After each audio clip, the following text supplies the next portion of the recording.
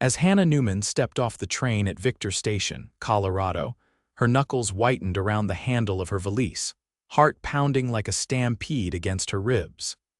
She had traveled over 1,000 miles to marry a man she'd never met, and every mile westward had only intensified her dread. The April afternoon sun beat down on the dusty platform as Hannah squinted, searching the crowd for the face of Yates Xavier, the man whose advertisement for a wife she had answered in desperation 3 months prior. His letters had been curt, businesslike, detailing the arrangement with cold efficiency. A cattle rancher needing a wife to cook, clean, and eventually bear children. Nothing in those sparse pages had offered comfort or warmth. "Miss Newman," a deep voice called from behind her. Hannah turned, steeling herself to face her future.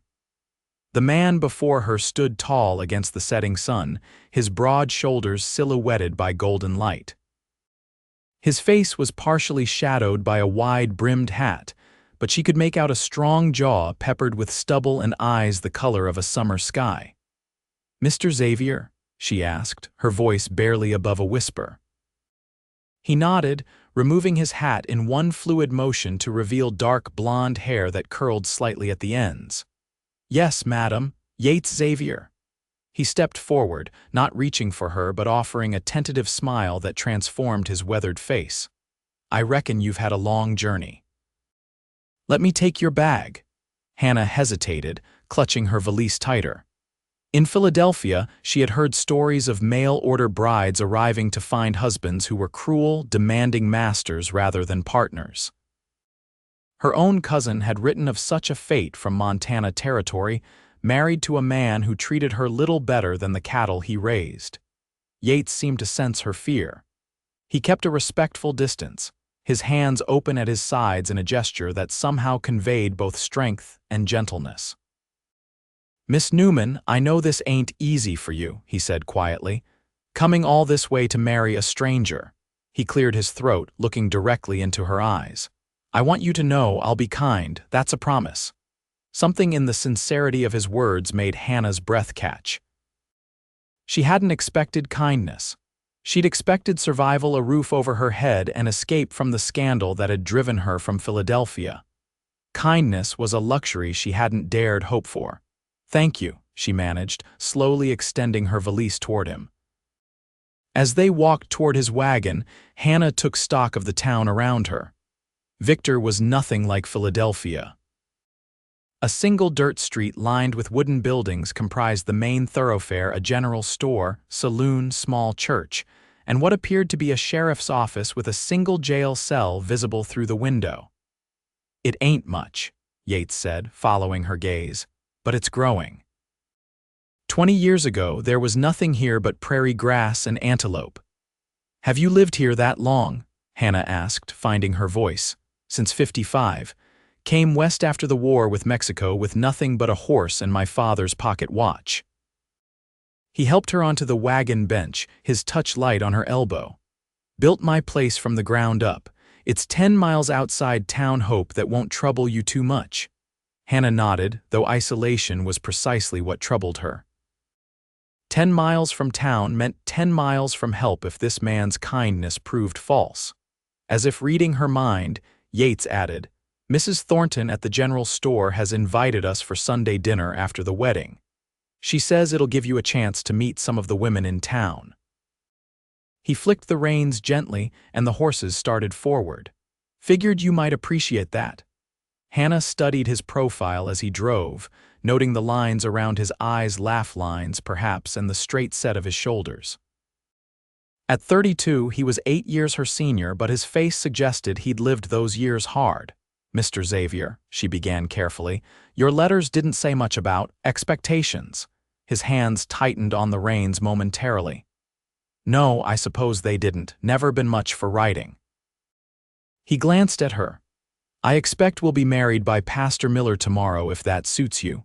After that, I expect we'll learn to live together as best we can. I need help with the ranch, that's true enough, but I ain't looking for a servant."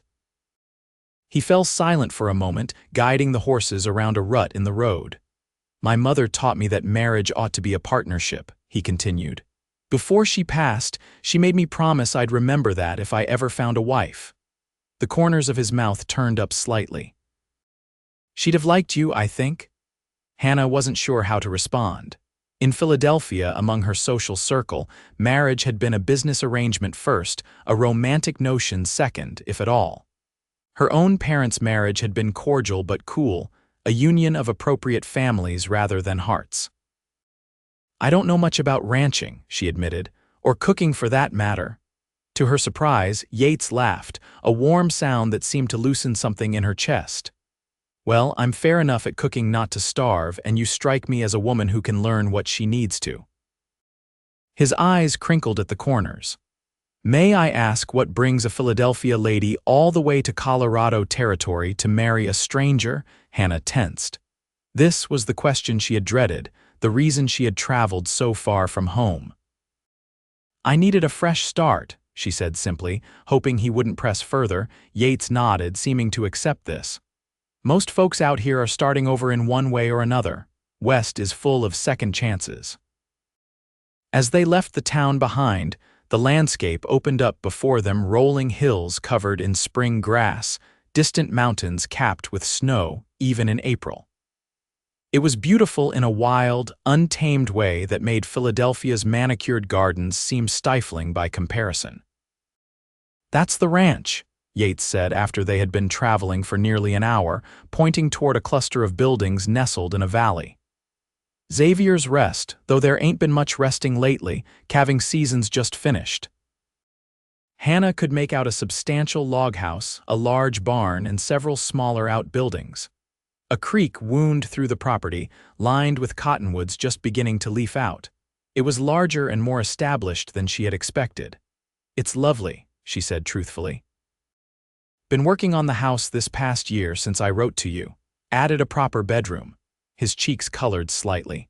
I mean another bedroom for you until you're ready for other arrangements. Hannah felt heat rise to her own face. The marriage bed was another fear she had been harboring. She had heard whispers from married friends, some speaking of duty and discomfort, a few of pleasure. She had no idea which awaited her with this man. That's very considerate, she murmured. Like I said, I aim to be kind.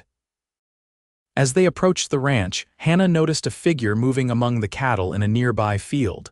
A young boy, perhaps 12 or 13, was on horseback, expertly guiding several cows.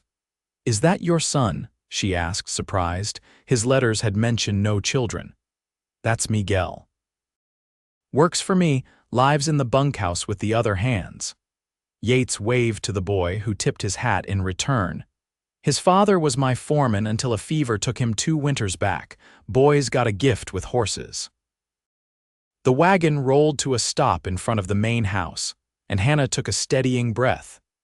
This was to be her home now, this unfamiliar place with this unfamiliar man. Yates climbed down and came around to help her, his movements unhurried. I know it's not what you're used to, he said, but I hope in time you might come to think of it as home. As Hannah placed her hand in his and stepped down from the wagon, their eyes met.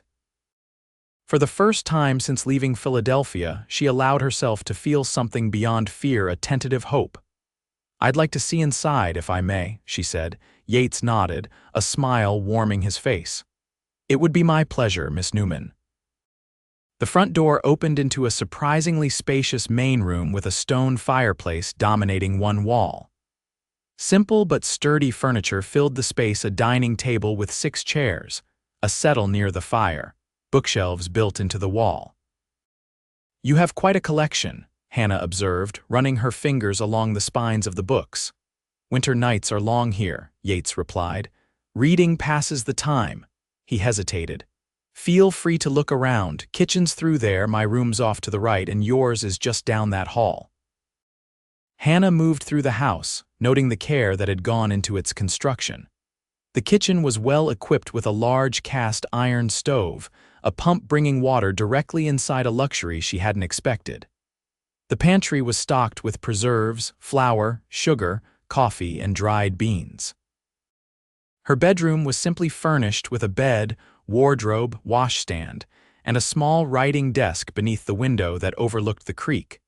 Someone had placed a vase of wildflowers on the desk, purple and yellow blooms she didn't recognize. Mrs. Thornton brought those over yesterday, Yates said from the doorway, keeping a respectful distance.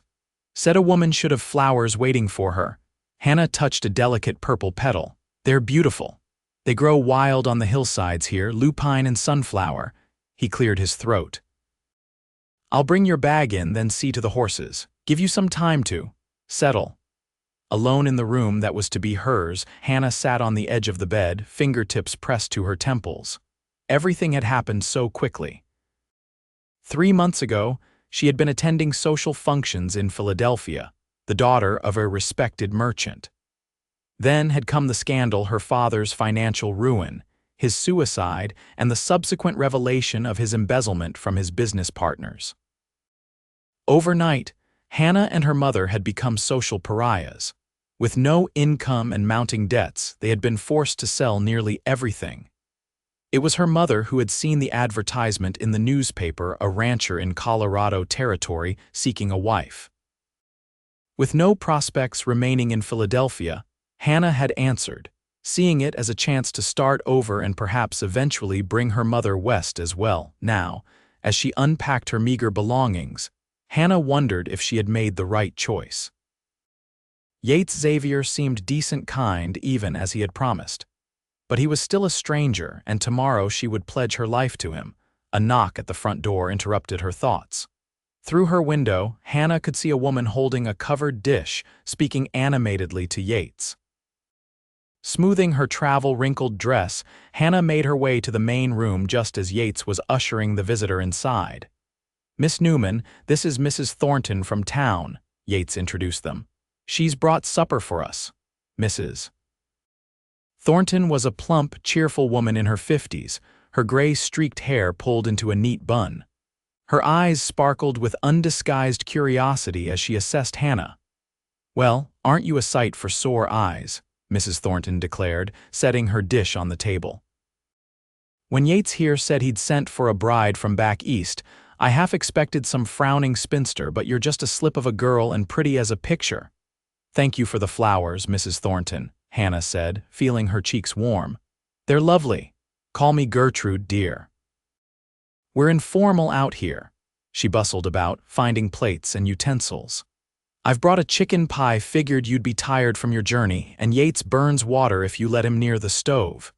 Yates rubbed the back of his neck, looking embarrassed but not offended. "I told you I ain't much of a cook, Miss Newman." "It's very kind of you," Hannah said to Gertrude. "Both the flowers and the meal." "Kindness is what makes life out here bearable," Gertrude replied, her expression turning serious. "The land is harsh, winters are hard, and neighbors can be few and far between, but we look after each other." She patted Hannah's hand. "You'll find your place here, dear, and you couldn't have picked a better man than Yates Xavier, though I suspect the choosing was mutual." As they sat down to dinner, Hannah found herself studying Yates across the table. He handled Gertrude's good-natured teasing with easy grace, his quiet confidence a contrast to the boisterous merchant sons she had known in Philadelphia. "You'll be married tomorrow, then?" Gertrude asked as she served generous portions of the savory pie. "If Miss Newman is agreeable," Yates said, looking to Hannah for confirmation. Hannah nodded, her throat suddenly dry. "Yes, tomorrow would be fine." "Pastor Miller can perform the ceremony after the morning service," Gertrude continued. "I've already told the ladies to prepare a small celebration afterward. Nothing elaborate, mind you, but a proper welcome for our newest resident." "That's very thoughtful," Hannah murmured, overwhelmed by the woman's enthusiasm. "Yates, you'll bring her into town early, won't you? Give her a chance to freshen up at our place before the service." "Of course, Mrs. Thornton," Yates agreed. After dinner, Gertrude insisted on helping Hannah unpack while Yates tended to evening chores. Alone with the older woman, Hannah found herself bombarded with questions about Philadelphia, her family, and how she had come to answer Yates's advertisement. "My mother is still in Philadelphia," Hannah explained, carefully folding a dress into the wardrobe. "She's staying with my aunt until I'm settled here. I hope to send for her eventually." "And your father, He passed away last year, Hannah said, the familiar lie coming easily now. I'm sorry to hear that, dear. Gertrude squeezed her arm sympathetically, but you'll have a new family here. Yates is well respected in these parts, honest, hardworking, treats his hands fairly. You've known him long, since he first came to Victor. My Samuel helped him raise this very house. Gertrude's eyes grew distant. Samuel's been gone 5 years now. Fever took him same as Miguel's father.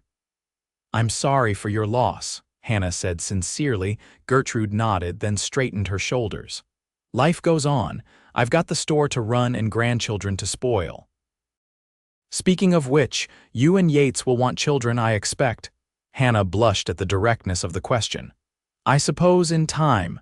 He'll make a fine father, Gertrude said confidently. You should see him with the Richardson boys' patience of a saint, that man. When Yates returned from the barn, Gertrude announced it was time for her to head back to town. Samuel Jr. will be worrying if I'm not home by dark, she explained. He's watching the store for me. After seeing Gertrude off, Yates and Hannah found themselves alone in the main room, an awkward silence stretching between them. Would you care for some coffee? Yates offered. Or perhaps tea. Mrs. Thornton brought some, thinking you might prefer it. Coffee would be nice, thank you, Hannah replied, grateful for the ordinary task to fill the moment. As Yates busied himself at the stove, Hannah took the opportunity to observe him more closely. His movements were economical, purposeful. The sleeves of his shirt were rolled up, revealing strong forearms tanned by the sun. His hands, though calloused from work, handled the delicate coffee cups with surprising gentleness. Mrs. Thornton mentioned your mother is still in Philadelphia, Yates said as he placed a steaming cup before her. Will she be joining us eventually? Hannah wrapped her fingers around the warm cup. I hope so. She's not well. The past year has been difficult for her. I'm sorry to hear that. Yates sat across from her, his expression sympathetic.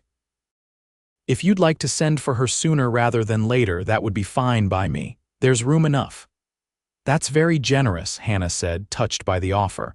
But I think it best if we adjust to married life first. Yates nodded, understanding in his eyes. Of course. They sipped their coffee in silence for a moment before he spoke again. Miss Newman, I want you to know that I mean what I said at the station. I'll be kind to you. He set his cup down, meeting her gaze directly. Marriage out here isn't always easy, but I promise you won't face it alone. Hannah felt unexpected tears prick at her eyes. Mr. Xavier, Yates, please. Yates, she corrected herself. I should be honest with you, I'm not. I haven't had much experience with running a household. My family had servants in Philadelphia. A smile quirked the corner of his mouth. I figured as much. Your hands are too soft for someone who's done much cooking or cleaning. Hannah looked down at her hands, embarrassed. I'm willing to learn. And I'm willing to teach what I know, which ain't much when it comes to women's work, Yates admitted. We'll figure it out together. The simple statement eased some of the tension in Hannah's shoulders. Together. It wasn't a word she had associated with marriage until now. It's getting late, Yates said, rising from the table. You must be tired from your journey. I'll see you in the morning. We should head to town by 9 if that suits you. Yes, that would be fine. Yates hesitated at the doorway to the hall. Miss Newman, Hannah, if I may, I know this isn't what you're used to, but I hope in time you might find some happiness here.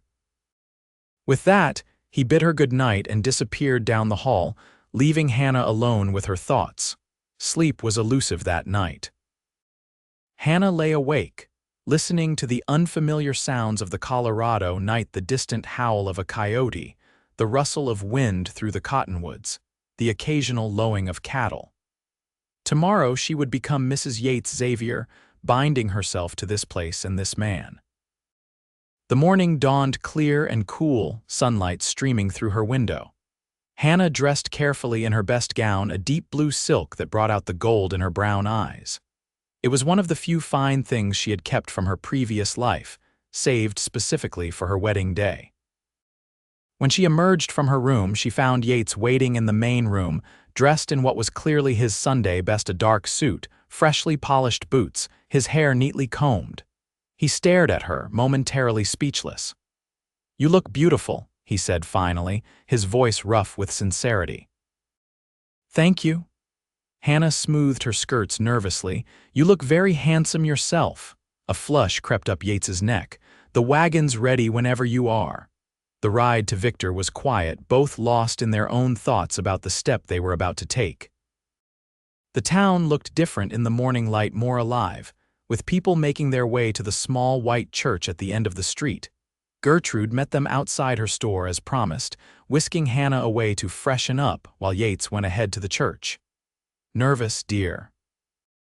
Gertrude asked as she fussed with Hannah's hair. "Yes," Hannah admitted. "I barely know him." Gertrude's hands stilled on her shoulders. "I married Samuel after knowing him just 2 weeks. Out here, people don't have the luxury of long courtships. You learn about each other in the living." She smiled gently. "And from what I can see, Yates Xavier is a man worth knowing." The church was filled when they arrived, curious townsfolk eager to witness the marriage of one of Victor's most eligible bachelors. Hannah felt their eyes on her as Gertrude led her to the front, where Yates waited beside a silver-haired pastor. The ceremony itself was brief and simple. Pastor Miller spoke of duty and companionship, of building a life together in this frontier land. When it came time for the vows, Hannah's voice trembled slightly, but she spoke the words clearly, committing herself to this new life. "I now pronounce you husband and wife," Pastor Miller declared. "Mr. Xavier, you may kiss your bride." Yates leaned down, his eyes asking permission. Hannah gave a small nod, and his lips brushed hers, a gentle, chaste kiss that nonetheless sent an unexpected warmth through her. The celebration afterward was held in the town hall, a simple affair with food brought by the local women, music provided by a fiddler and his son on harmonica. Hannah found herself surrounded by well-wishers, names and faces blurring together as she was introduced to what seemed like the entire population of Victor. "Mrs. Xavier," a voice called, and Hannah turned, still unaccustomed to her new name. A tall man with a silver star pinned to his vest approached, offering his hand. "Sheriff Thomas Byon," he introduced himself, "wanted to welcome you properly to our little community. Yates here is one of our finest citizens." "Thank you, Sheriff," Hannah replied, shaking his hand. "Call me Tom, everyone does." He clapped Yates on the shoulder. "You've got yourself a lovely bride, Xavier. Treat her right, or you'll answer to half the ladies in town, starting with Mrs. Thornton." Yates chuckled. "I intend to, Tom, no need for threats." As the afternoon wore on, Hannah found herself watching her new husband interact with the townsfolk. He was respected, that much was clear, greeting everyone from the bank owner to the blacksmith's apprentice with the same genuine warmth.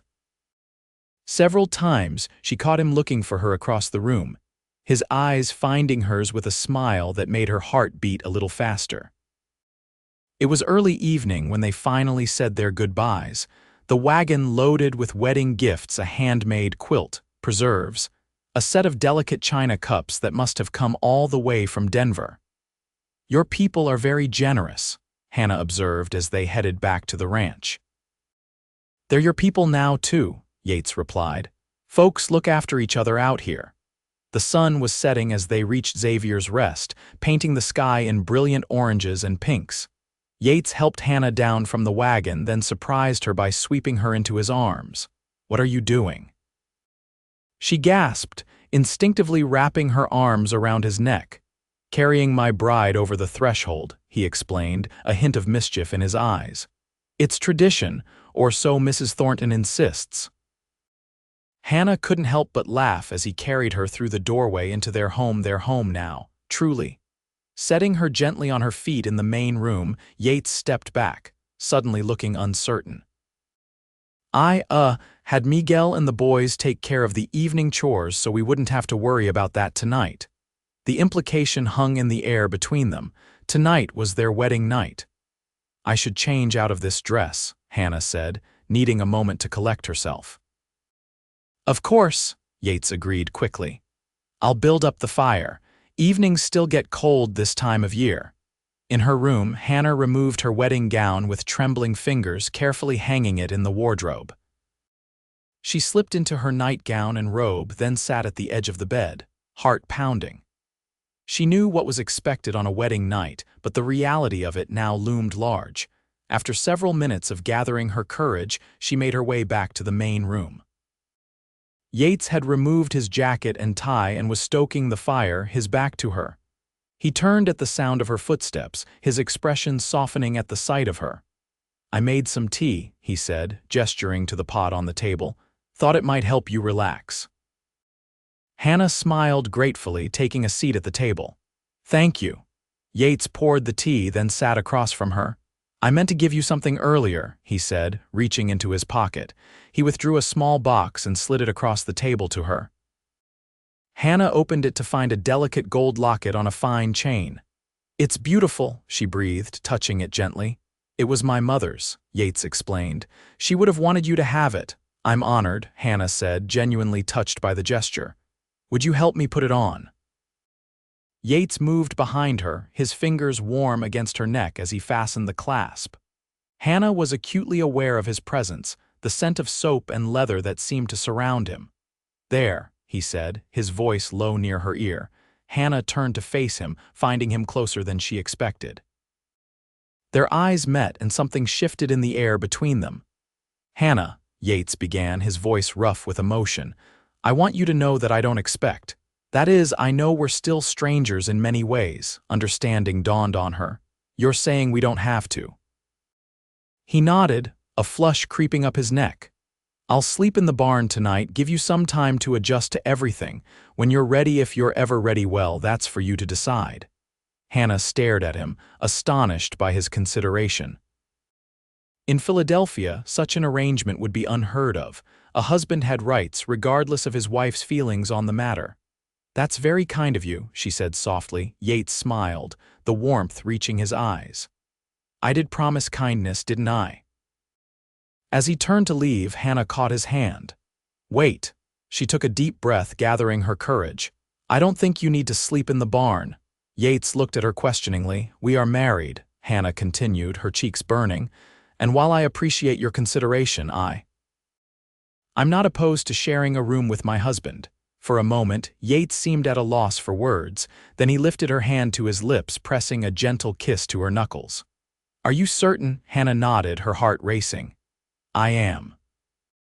That night, Hannah discovered that kindness extended to every aspect of Yates Xavier.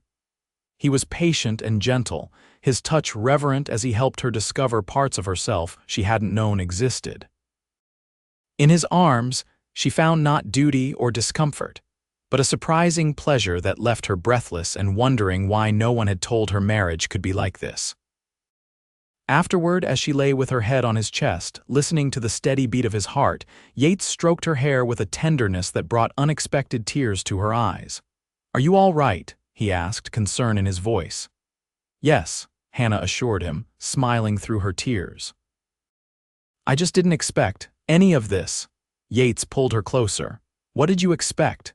When I answered your advertisement, I thought I was agreeing to a business arrangement, a roof over my head in exchange for running your household." She traced a pattern on his chest with her fingertip. "I expected a master, not a partner. Is that what they're like back east? Husbands, I mean?" Hannah thought of her parents' marriage, of her friends' marriages, polite, distant affairs where wives and husbands occupied separate spheres. Often, yes. Marriage is a social contract, a merging of families and fortunes. "Sounds lonely," Yates observed. "It can be," Hannah agreed. "What about out here?" Yates was quiet for a moment, his fingers still moving through her hair. "Out here, a man and woman need each other to survive. It's a partnership in the truest sense. My parents were like that, different as could be, but they faced everything together. That's what I've always wanted." Hannah lifted her head to look at him. In the dim light from the banked fire, his face was open, vulnerable. "I think I'd like that too," she whispered. The days that followed fell into a rhythm as Hannah learned the routines of ranch life. Yates was patient, teaching her how to work the stove, explaining the running of the ranch, introducing her to the hands who worked for him, Miguel, of course, but also Frank, a grizzled veteran of the Mexican War. Hank, a former slave from Tennessee who had come west after the war, and Charlie, a quiet man in his 20s who rarely spoke but could gentle the wildest horse. Hannah found herself rising early each morning, preparing breakfast for Yates, and sometimes the hands if they were working close to the main house. The work was harder than anything she had done in Philadelphia, but there was satisfaction in it, in seeing Yates's appreciation for a well-cooked meal, in learning to make bread that actually rose, in creating order in their home. In the evenings after supper, they would sit by the fire, sometimes reading, sometimes talking. Yates told her stories of his early days in Colorado Territory, of the challenges and triumphs of building the ranch. In turn, Hannah shared memories of Philadelphia, the concerts and lectures, the changing seasons in Fairmount Park, the bustle of Market Street. "You must miss it," Yates observed one evening as they sat on the porch watching the sunset paint the hills in gold. "Sometimes," Hannah admitted. "But there's a beauty here that Philadelphia lacks, a wildness that feels freeing." Yates took her hand, his thumb tracing circles on her palm. "I'm glad you think so. I was worried you might find it too primitive, too lonely." Hannah leaned against his shoulder, breathing in the scent that had become so familiar in just a few weeks. "I'm not lonely, not with you." Their life together was not without challenges. Hannah struggled with the isolation at first, the nearest neighbor being 3 miles away. A spring storm flooded the creek, nearly washing out the bridge that connected the ranch to the road to town. One of the prize breeding bulls fell ill, requiring Yates and the hands to work around the clock to save it. Through it all, Hannah found herself growing stronger, more confident in her abilities. She learned to ride properly, to help with simple veterinary tasks, to manage the household accounts with the same precision her father had taught her for his business. And then there was Yates. Each day revealed something new about her husband: his dry sense of humor, his patience with Miguel as he taught the boy to read English, his deep appreciation for music that had Hannah wishing she had brought her sheet music from Philadelphia. Most surprising was the passion that grew between them. What had begun as a gentle consideration blossomed into something that left them both breathless. Hannah discovered a boldness in herself she hadn't known existed, a desire that matched his own. One evening in early June, as they lay tangled together in their bed, a cool breeze from the open window washing over their heated skin, Yates traced the curve of her hip with a reverent touch. "I never thought I could feel this way about anyone," he confessed, his voice low in the darkness.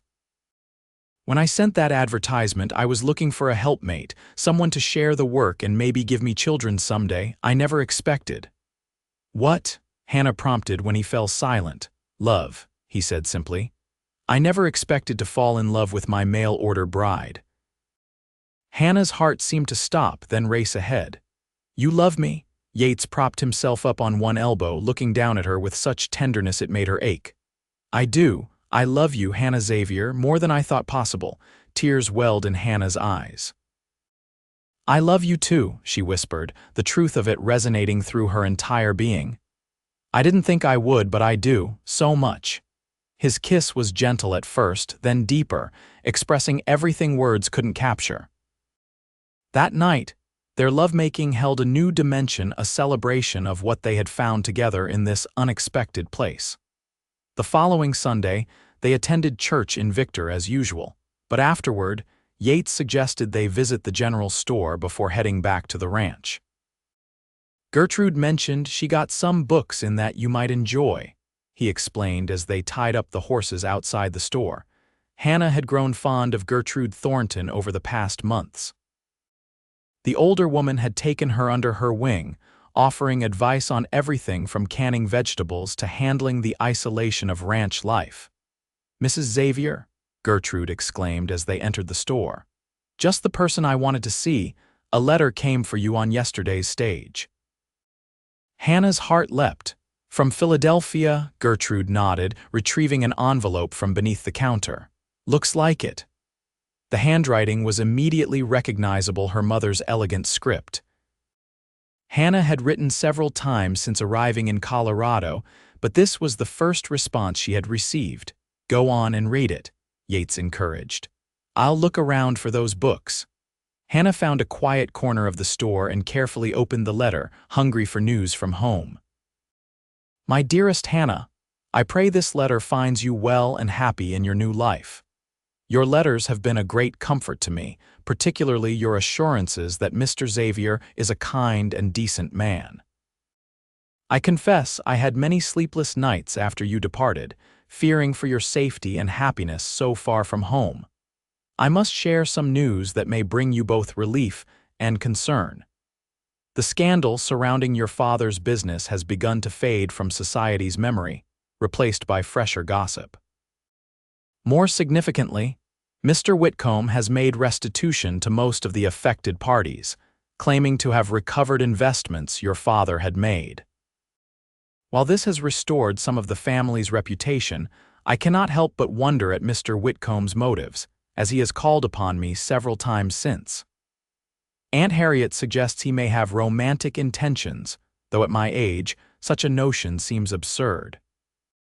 Nevertheless, our financial situation has improved somewhat, allowing me to consider the possibility of visiting you, perhaps in the autumn when travel is less arduous.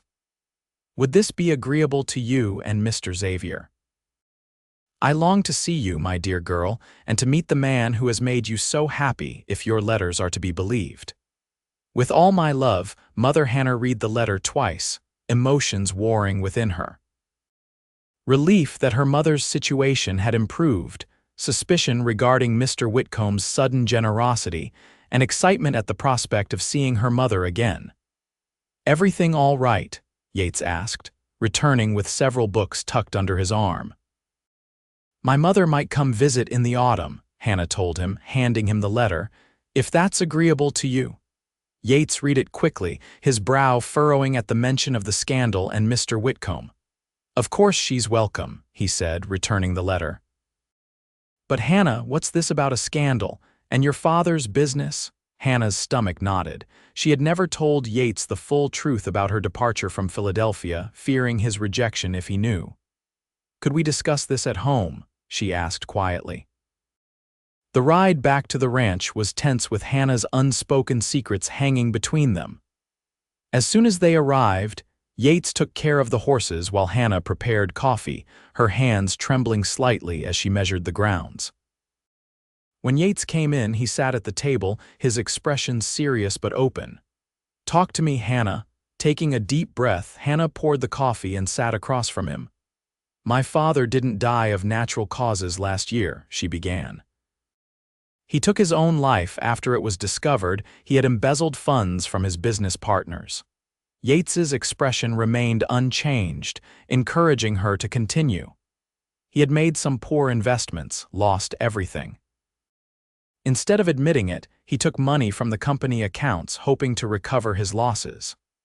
Hannah stared into her coffee cup, unable to meet Yates's eyes.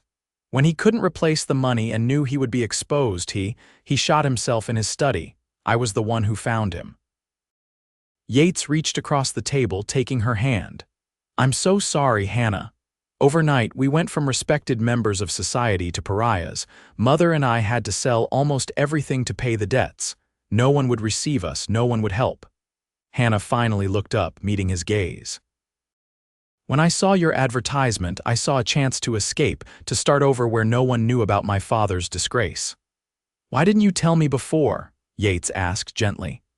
"I was afraid you wouldn't want me if you knew," Hannah admitted.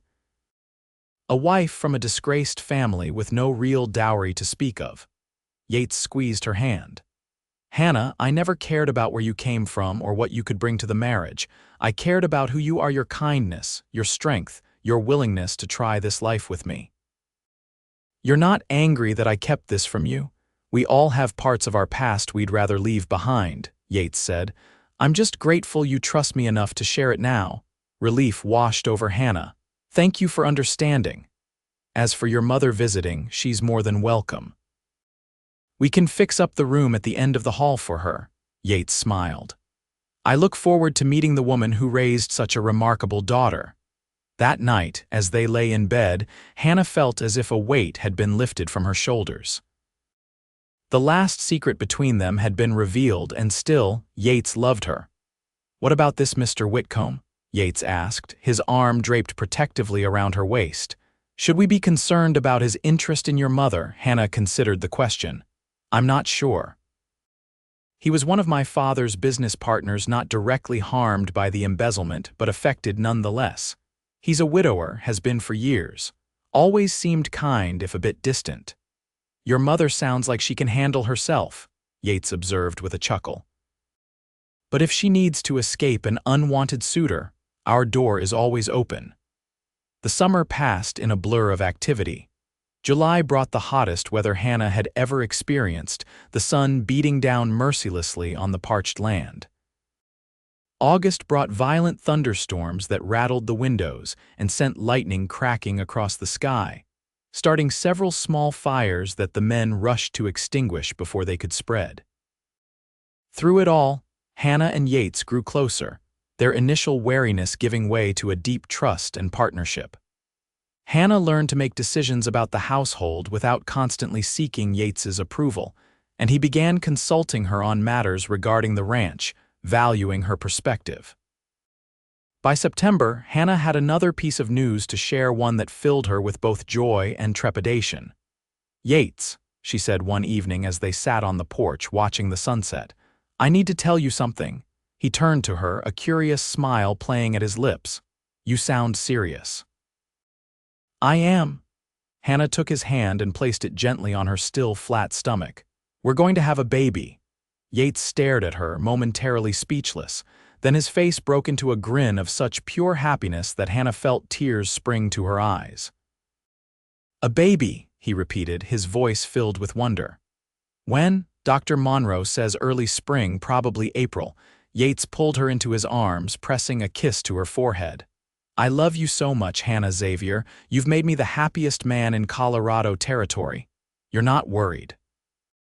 Hannah asked. "About having a child so far from town with winter coming, we'll manage," Yates assured her. "Babies have been born on this frontier since long before doctors came west, and I'll make sure Dr. Monroe is here when the time comes, even if I have to ride through a blizzard to fetch him." Hannah laughed, knowing he meant every word. "My mother will be pleased. She's always wanted grandchildren.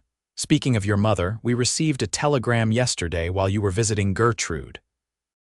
She'll be arriving on next Tuesday's train." Hannah clapped her hands in delight. "Oh, Yates, we have so much to prepare. Her room isn't ready yet, and I want everything to be perfect." Yates chuckled, pulling her closer. "It will be. The hands and I can manage the ranch while you prepare for her visit, though I suspect she'll be more interested in seeing you than inspecting our housekeeping." The following days were a flurry of activity as Hannah prepared for her mother's arrival. She cleaned the guest room until it gleamed, put fresh linens on the bed, and arranged wildflowers in a vase on the dresser. She baked bread and pies, stewed preserves from the late summer berries, and planned meals that would showcase the best of their ranch's produce. On the morning of Newman's arrival, Hannah was so nervous she could barely eat breakfast. "What if she hates it here?" she fretted as Yates helped her into the wagon. "Philadelphia is so different from Victor. She raised you," Yates pointed out. "Which means she must be adaptable and strong-willed. I think she'll manage just fine." The train was late, giving Hannah's nerves extra time to fray. When it finally pulled into Victor Station in a cloud of steam and soot, Hannah strained to see her mother among the disembarking passengers. And then she was there, Newman, looking smaller than Hannah remembered but just as elegant in her traveling suit, her gray streaked dark hair neatly arranged beneath a modest hat. "Mother," Hannah called, hurrying forward. Eleanor turned, her face lighting up at the sight of her daughter. "Hannah, my dear girl," they embraced tightly, tears flowing freely down both their faces. It had been over 6 months since they had seen each other, the longest separation of their lives. "Let me look at you," Eleanor said, holding Hannah at arm's length. Her shrewd eyes took in every detail. "You're positively glowing. Marriage must agree with you." Hannah smiled, one hand unconsciously moving to her stomach. "It does. Mother, I want you to meet my husband." Yates stepped forward, hat in hand, his expression a mixture of respect and curiosity. "Mrs. Newman, it's a pleasure to finally meet you. Hannah has told me so much about you." Alina assessed him with the same careful scrutiny she had given Hannah. Whatever she saw must have satisfied her, for she offered her hand with a genuine smile. "Mr. Xavier, I must thank you for taking such good care of my daughter. Her letters speak volumes about her happiness here." "The pleasure has been entirely mine, madam," Yates replied, the sincerity in his voice unmistakable. As they drove back to the ranch, Alina took in the landscape with appreciative eyes. "It's beautiful in a wild way," she observed, "so different from Pennsylvania." "That's what I thought too," Hannah said, "but there's something about it that gets under your skin. I can't imagine living anywhere else now." Alina patted her daughter's hand. "Love has a way of making any place feel like home." Upon reaching Xavier's Rest, Alina expressed admiration for the solid construction of the house and the neatness of the surrounding buildings. Inside, she exclaimed over the spaciousness of the rooms and the quality of the furnishings. "You've made a lovely home here, Hannah," she said, genuinely impressed. "I had imagined something much more primitive from your letters." "Yates has been adding to the house for years," Hannah explained. "And we've made several improvements since I arrived, including curtains and proper rugs," Yates added with a chuckle. The place was rather bare before Hannah came. Over dinner that evening, Alina shared news from Philadelphia mutual acquaintances who had married or moved away, changes to familiar neighborhoods, the latest political scandals. "And Mr. Whitcomb?" Hannah asked, remembering her mother's letter. "Has he continued his visits?" A faint blush colored Alina's cheeks. "He has. In fact, he asked for my permission to call on me formally when I returned to Philadelphia." Hannah exchanged a glance with Yates. "And how do you feel about that, Mother?" "At my age, I had resigned myself to widowhood," Alina admitted.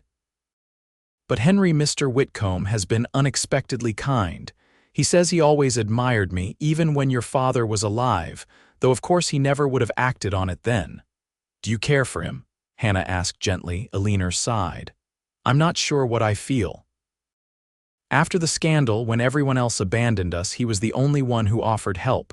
I refused it then, out of pride. But now—" She shook her head. "It's foolish, I know." "It's not foolish at all," Yates said. "Companionship is important, especially as we get older." Alina smiled gratefully at him. "You're very understanding, Mr. Xavier." "Yates, please. We're family now."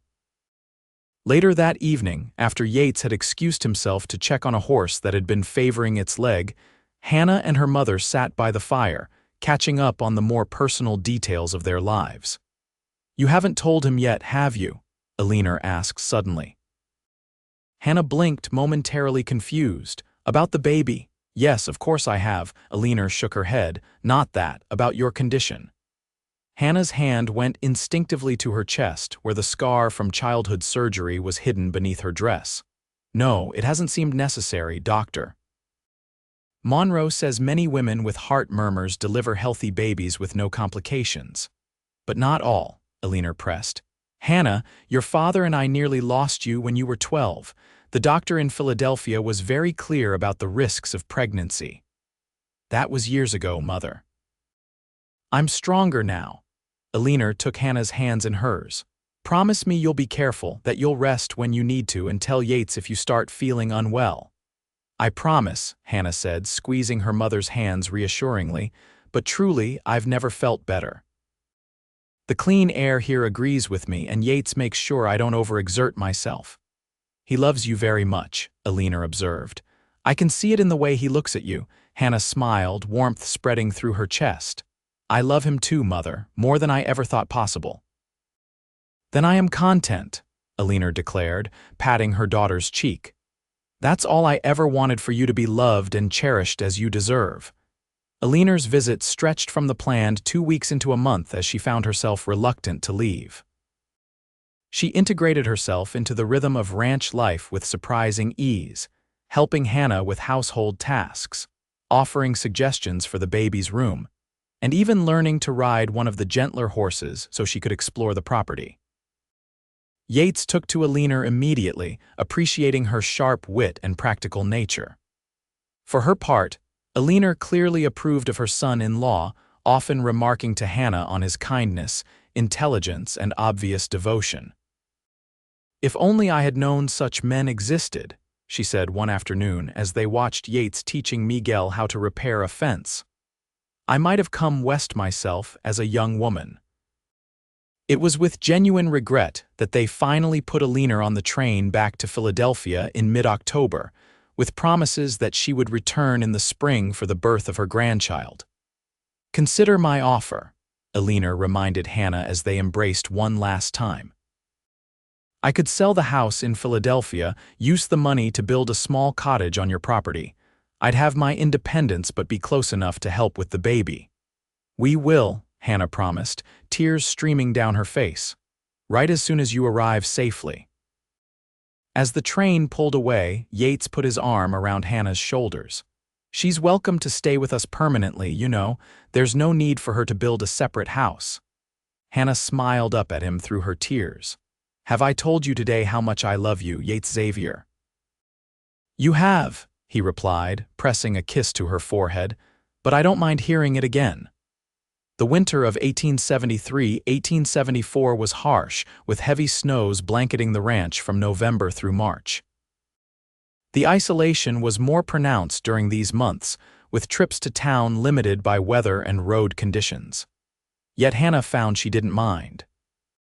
The main house was warm and snug, and the enforced quiet gave her time to prepare for the baby's arrival, sewing tiny garments, reading the medical books Dr. Monroe had lent her, and transforming the small room adjacent to their bedroom into a nursery.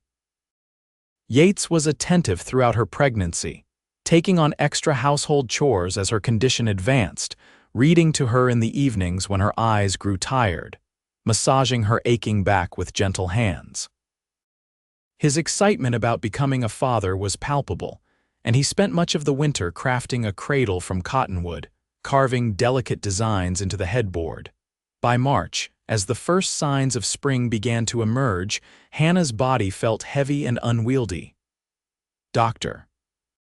Monroe, making one of his regular visits to the ranch, pronounced her healthy but suggested she might deliver earlier than expected. "The baby has dropped," he explained. "Could be any day now. I'll stay in town at the hotel until you send word." Hannah's labor began during a spring thunderstorm, rain lashing against the windows as the first contractions gripped her body.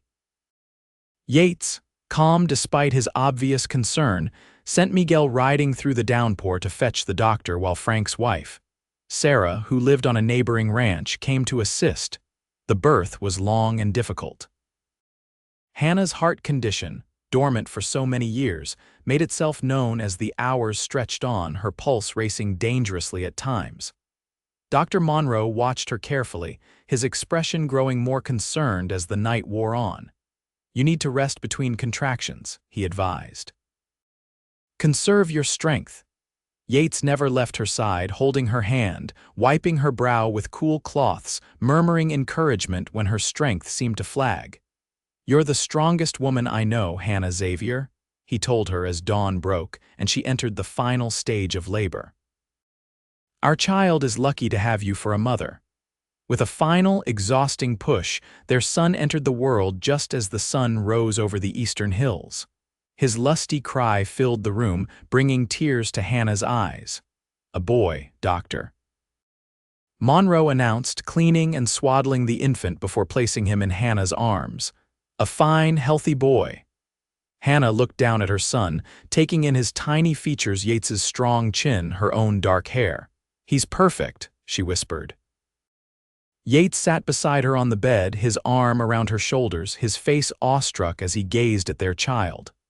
"What shall we name him?" he asked, his voice rough with emotion. Hannah smiled tiredly.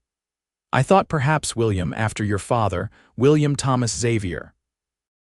"It's a good name," Yates agreed, gently touching his son's cheek. "A strong name."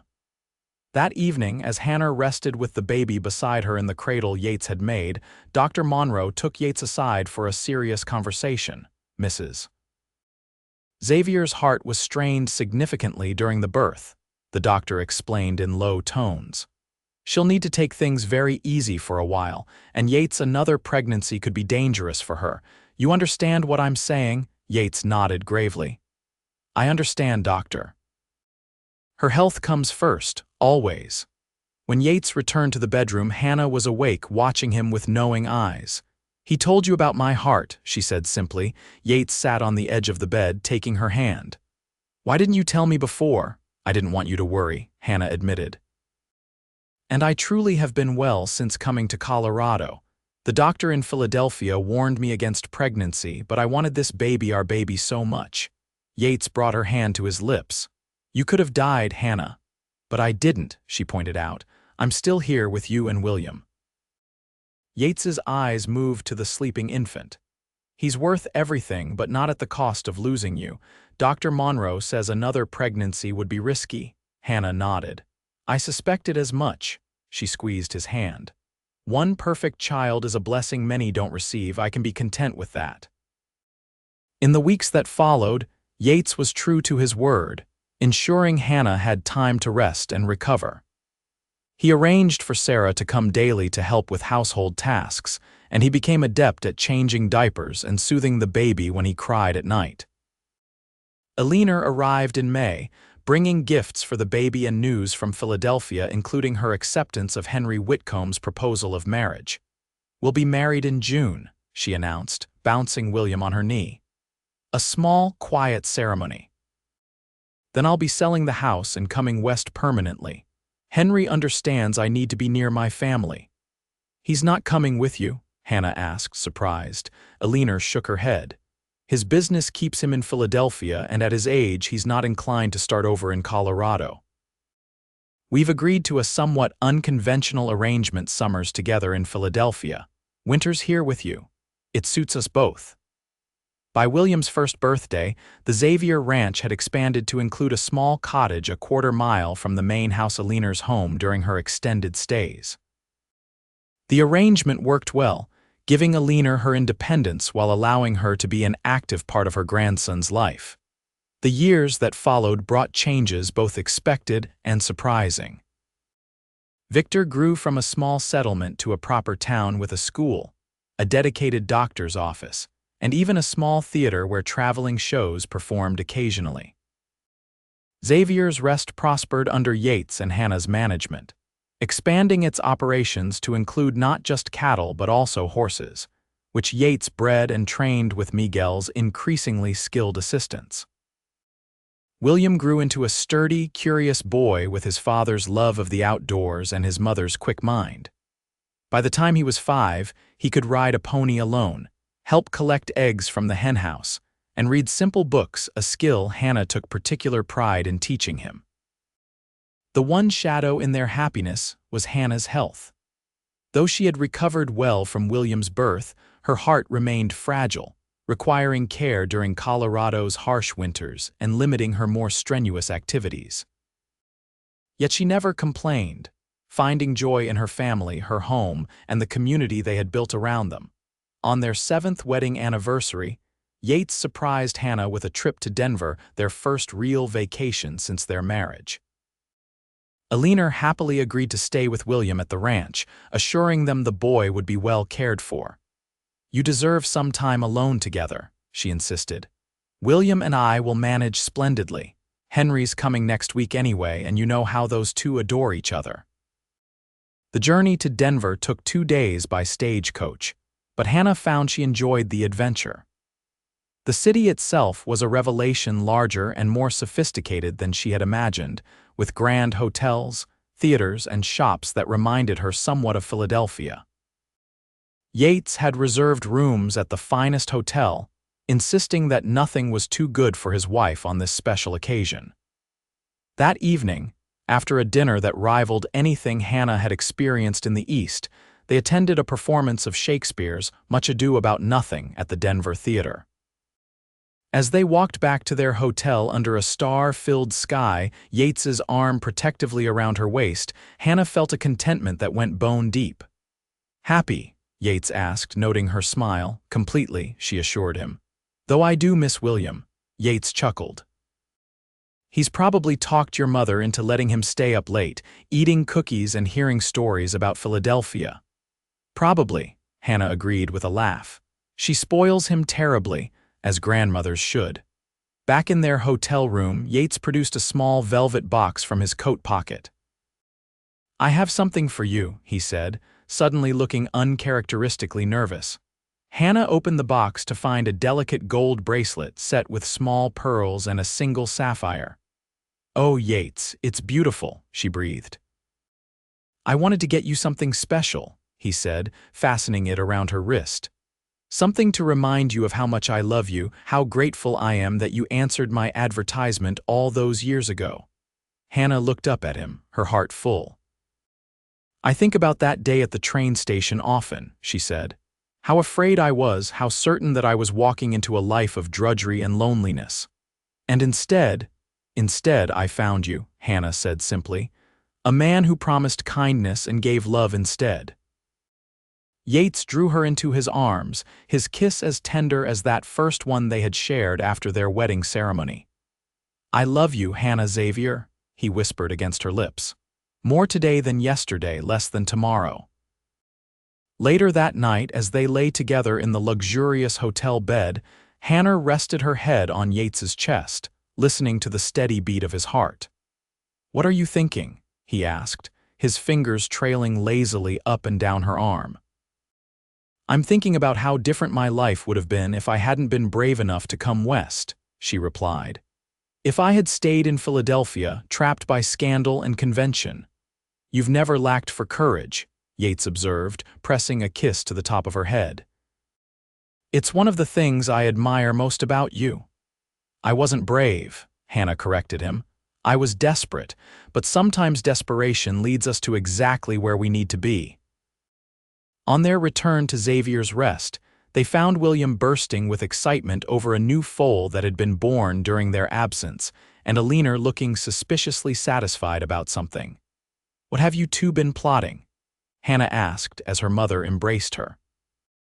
"Nothing that won't keep until after supper," Alina replied with a wink at her grandson, who giggled and ran off to help Miguel with the horses. Over the meal, which Alina had prepared with William's assistance, judging by the excessive amount of pepper in the potatoes, Hannah shared stories of Denver, the shops, the theater, the elegant hotel. "It sounds wonderful," Alina sighed. "Perhaps Henry and I will visit next time he comes west." "You should," Hannah encouraged. "I think Mr. Whitcomb would enjoy the theater particularly." After the dishes were cleared away, William could contain himself no longer. "Can I show them now, grandmother?" he asked, practically bouncing in his seat. Alina nodded and William dashed to the bookshelf, returning with what appeared to be a crudely bound book. "We made it while you were gone," he announced proudly, placing it in Hannah's hands. "It's the story of you and Pa." Hannah opened the homemade book to find childish drawings accompanied by careful text in Alina's elegant handwriting. The first page showed a train, with a small figure standing beside it looking frightened. "She expected a cruel husband," read the caption. The next page depicted a tall man in a cowboy hat meeting the woman. A speech bubble contained the words, "I'll be kind."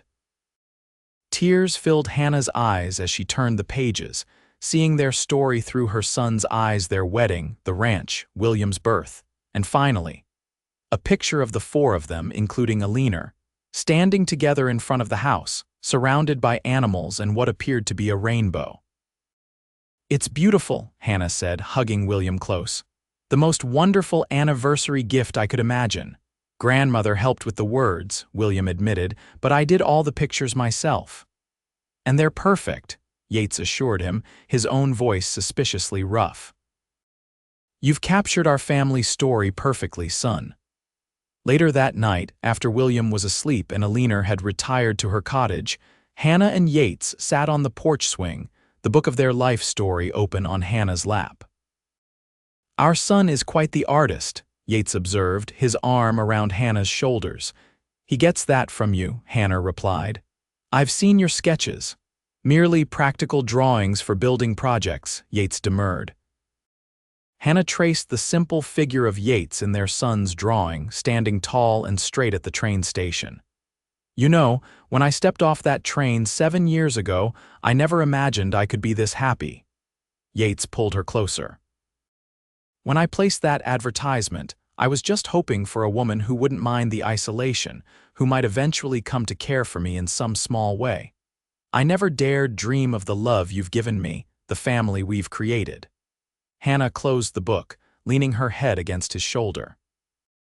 You promised kindness, Yates Xavier, but you gave me a life beyond anything I could have hoped for. And we're just getting started, Yates replied, pressing a kiss to her temple. We have many more pages to add to our story. Together they sat, watching the stars emerge in the Colorado sky, the future stretching before them like the vast prairie wild, beautiful and full of possibility.